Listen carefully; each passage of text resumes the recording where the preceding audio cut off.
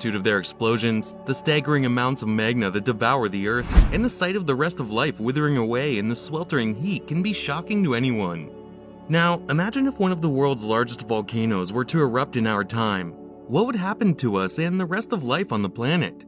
That's a question you may not want to hear the answer to. What would become of us if Yellowstone decided to unleash its full power on the Earth?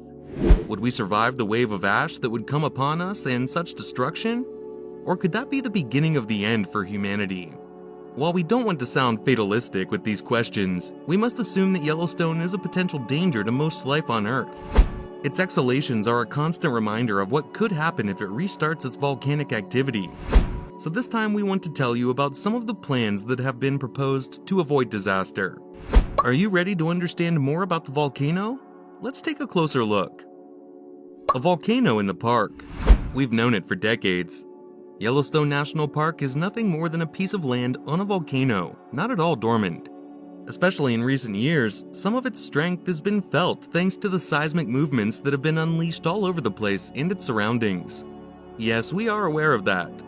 In fact, what not everyone knows is that this spot is home to one of the most powerful volcanoes in the world.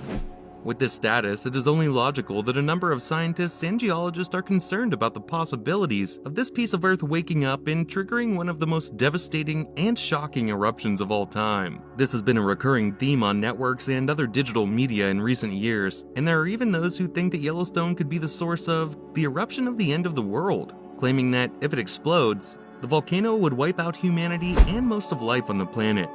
But will this really be the case? Some scientists believe that if such an eruption were to occur, the planet would be engulfed in a whole series of catastrophic consequences, including a new ice age. Why? Because every 600,000 years or so, this giant awakens with renewed strength and not only opens up new craters in the Earth, but plunges certain areas of the planet into what is known as a volcanic winter. As far as he knows, the last eruption was about 640,000 years ago, so in theory, the next eruption should not be long in coming. Being considered a supervolcano, it is thought that the radius of devastation could exceed up to 100 times the explosions of a traditional volcano, so geologists fear that Yellowstone could be the next environmental crisis to overcome. The UN itself has spoken out about the dangers of the volcanic winter that could occur, as it would trigger a famine like never seen before, as we would only have enough food for a few months, and such an event would not see an end for several decades.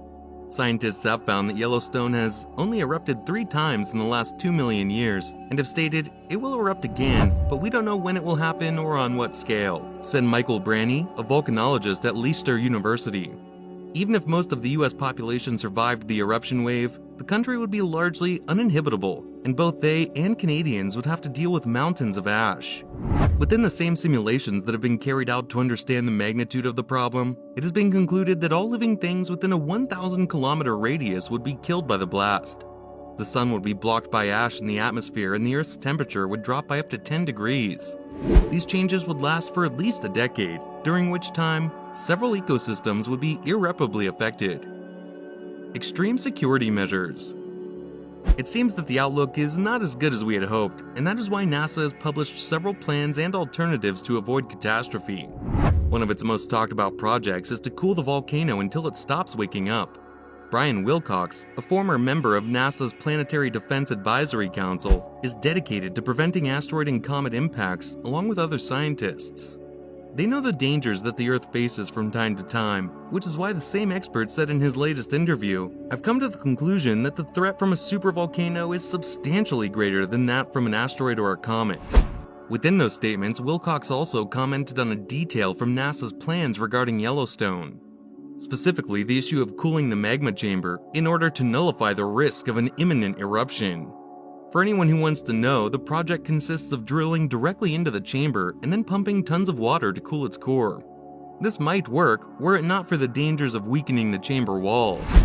If a false move is made, this could lead to the dreaded eruption. That is the main reason why this plan has not been executed and why geologists' eyes are looking for other alternatives. The University of Utah issued a much more reassuring message, saying that, at least for now, there is no sign of a catastrophic volcanic eruption. They also say that Yellowstone is the best monitored geological zone on the planet, so no warning of activity will go unnoticed by people. And we are in the middle of the video.